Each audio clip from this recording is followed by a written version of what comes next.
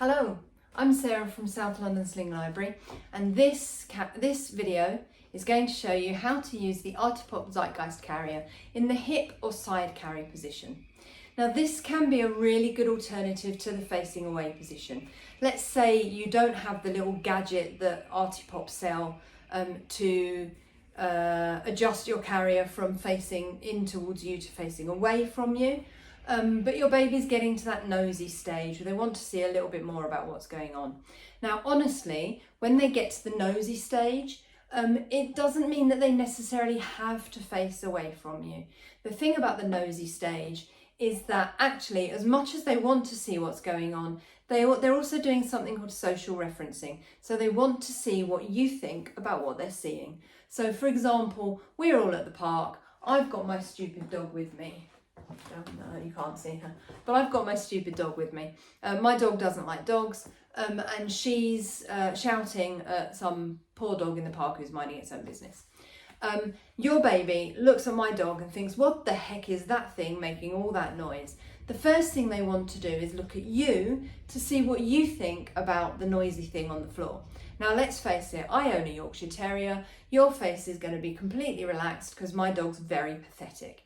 And so you're not even going to have noticed. Baby thinks, okay, I don't know what it is, but if mummy's not bothered, daddy's not bothered, my carer's not bothered about this stupid noisy thing, then clearly I don't have to worry about it. And that's just a little bit harder for them to do in the facing away position. The hip or side carry position is often a position that we naturally put our babies in. We stick our hip out, we hold them on our side, wrapping an arm around them. The great thing about letting the sling or the carrier do the work for you is that you don't have to stick your hip out and you can have both of your hands free at the same time. So in order to do the hip or side carry position, it's stupidly easy with any carrier where the straps cross behind you. So you'd put it on in exactly the same way as we covered in the previous video. And then it's just a case of deciding which hip you want to put your baby onto. I tend to use my left hip. If you would like to use your right hip, just substitute the word right whenever I say left and left when I say right, and you know how it goes. Yeah, do it the other way around. So I'm going to use my left hip. So for this purpose, I'm going to hold my left shoulder strap. Because my straps cross behind me, my left shoulder strap is connected to my right hand buckle. So I can simply put my thumb under that right hand buckle and lift it to loosen it. I want enough slack in that shoulder strap to be able to get my arm up and out of that shoulder strap. This free hand then goes onto the baby's bottom. My right hand, your left if you're using the other hip, but my right hand goes onto my waistband. I'm going to very, very slightly loosen my waistband just so that I can wiggle it around. My right hand goes onto my waistband and I'm then going to bounce and move my baby around. The bounce takes the baby's weight off the sling, so it gives you a little bit more space to then be a little bit kind of, takes the weight off the sling so you can move it around. If I'm then going to keep my baby in this bit, this is literally just so that we can go, wow, look, ducks on the pond. To be fair, in a front carry, I could just turn sideways and go, wow, look, ducks on there anyway. So if this is going to be a short-term measure, then I can just stay like that. If the baby's going to be on my hip or side for a while, say there's a few things I want to show them, we're going to have a wander around the park or a museum or an art gallery or whatever it is, I'm then going to take the slack that I created in this shoulder strap and I'm going to pull that slack. So yeah, it's caught under there, look. So I'm going to pull that slack so that it comes around my body. The shoulder strap twisted at the same time. Here it comes. Bring it around my body towards the buckle and I can then tighten that shoulder strap. Personal preference, I then like to move this shoulder strap. To do so on this carrier, I do need to very slightly loosen it and I like to put it down on the ball of my shoulder. That means that because just personally, I don't like it to have it up in my neck. Putting it down there means that I am a little bit more comfortable.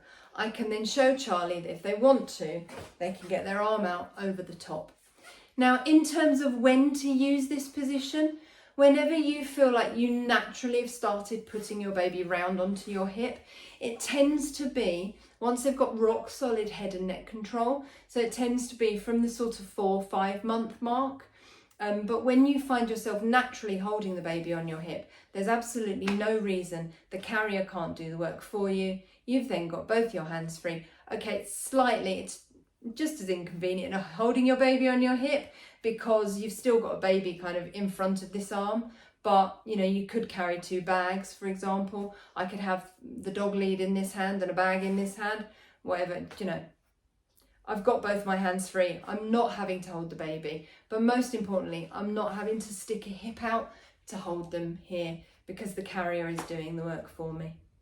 If my baby then wants to fall asleep, I could encourage them to get their arm back in. They can just tuck into my body and they can sleep in this position.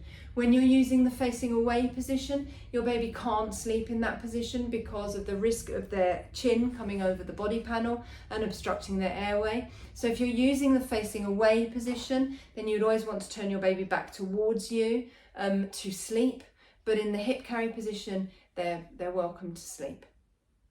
If I then wanted to shift them back round onto my front, I'm basically going to reverse the process. So I'm going to slightly loosen this one in front of me, and I'm going to slightly loosen my waistband again because I tightened it, and I'm going to bounce the baby back round to my front, get my elbow back into that shoulder strap and put it back up onto my shoulder, and then I just need to tighten everything up. So taking the slack from here, push it behind me, pull it round on the other side towards the buckle and tighten. Sorry, Charlie, got your hand under there, didn't I?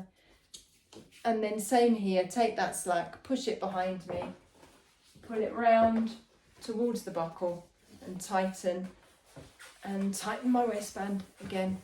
And we're back to a nice, safe front carry.